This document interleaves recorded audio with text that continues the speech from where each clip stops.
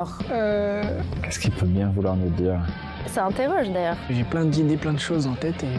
Je vois vraiment du coup des odeurs dans ce tableau. J'entends le vent. Il respire. Je sens beaucoup d'humour. C'est un bâtiment qui tranche. On est victime de l'ignorance. Les questions, elles nous emmènent, elles nous emportent, elles nous font avancer. Nos arguments sont circulaires. Je trouve ça génial.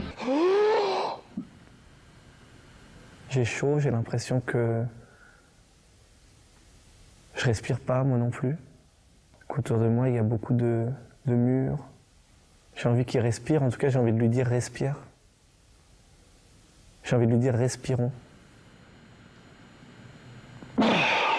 Bonsoir Estelle. Bonsoir Mohamed. En transparence, c'est une façon de découvrir l'art autrement. Oui, parce que la Fondation Cartier, comme beaucoup de musées, eh bien, elle n'a pas la place de montrer toutes ses œuvres. Donc là, c'est vraiment un principe plutôt étonnant, mettre en scène ces œuvres qui sont cachées dans les réserves. Le principe est simple, vous l'avez deviné, il s'agit de confronter une œuvre à une personnalité. Alors cette personne, donc, elle est face à cette œuvre et elle nous livre ses perceptions, ses sensations, elle nous explique un peu ce qu'elle ressent par rapport à cette œuvre. Alors il y a 30 petits films, on a pu voir des anciens sportifs, vous avez reconnu Lilian Thuram, il y a des chanteurs, Woodkid, des comédiennes et aussi un astrophysicien. Il s'agit de Roland Lehoucq. Il nous commente Möbius, le dessinateur. Alors en voyant ces œuvres, je reconnais immédiatement le coup de crayon de Möbius. Donc là, la question d'extraterrestre, évidemment, extrêmement importante en sciences. On n'en a pas trouvé pour l'instant. En tout cas, cette question se pose, cette recherche se fait. Et puis il y a effectivement cet extraterrestre en général, et en particulier notre intraterrestre, je dirais l'extraterrestre qui est à l'intérieur de nous. C'est vraiment la question de l'autre, là vraiment de la rencontre avec l'altérité radicale. Le tableau du milieu, finalement, on reconnaît nettement un personnage humain. Visuellement, il nous ressemble, mais en même temps, il n'est pas humain. Voilà, l'exercice n'est pas facile, il est délicat et il est assez étonnant de voir toutes ces personnalités réagir. Donc je vous rappelle le titre de cette web-série, Transparence. C'est à voir sur le site de la Fondation Cartier, mais aussi sur YouTube. Au programme également, Estelle, ce soir, une exposition, ça s'appelle l'Afrique des routes. C'est à voir au musée du Quai Branly à Paris. Oui, une exposition ambitieuse qui va revenir sur toute l'histoire de l'Afrique et surtout en finir avec les idées préconçues. Oui, l'Afrique a une histoire et oui, le continent a toujours été en contact avec le monde entier, d'où cette idée des routes. Alors, route commerciale, le sel, l'or, les perles, les hommes aussi, route des religions, route de la découverte. Je ne vous cache pas qu'on est un petit peu perdu quand même dans cette exposition. On ne sait plus trop où aller, on se perd dans toutes ces différentes routes, mais c'est passionnant. Par exemple, on apprend que les Chinois étaient présents sur le continent jusqu'au XIIe siècle. Après, ce sont les Européens qui ont pris le relais et aujourd'hui, ils sont très présents aujourd'hui en Afrique.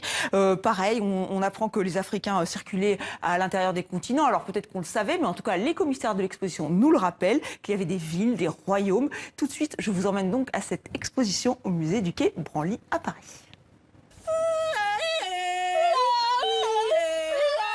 Des pygmées sur une fresque de Pompéi, une carte de Ptolémée datant de l'an 150 qui situe la Libye.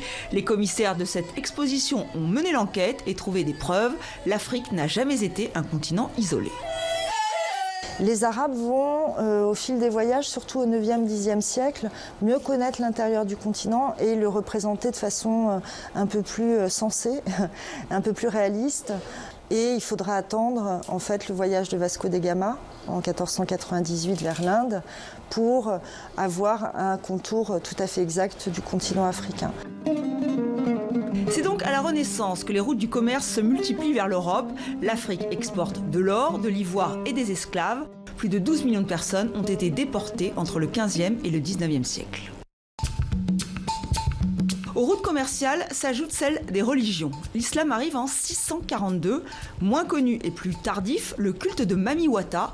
Cette charmeuse de serpents indienne est devenue une déesse. Son image a été rapportée d'Allemagne au 19e siècle. Un artiste nigérian s'en est emparé. Les adeptes se sont multipliés. Le président Mobutu était marié à Mami Wata, donc c'est une image dans la peinture populaire congolaise qui était très importante du temps de sa présidence.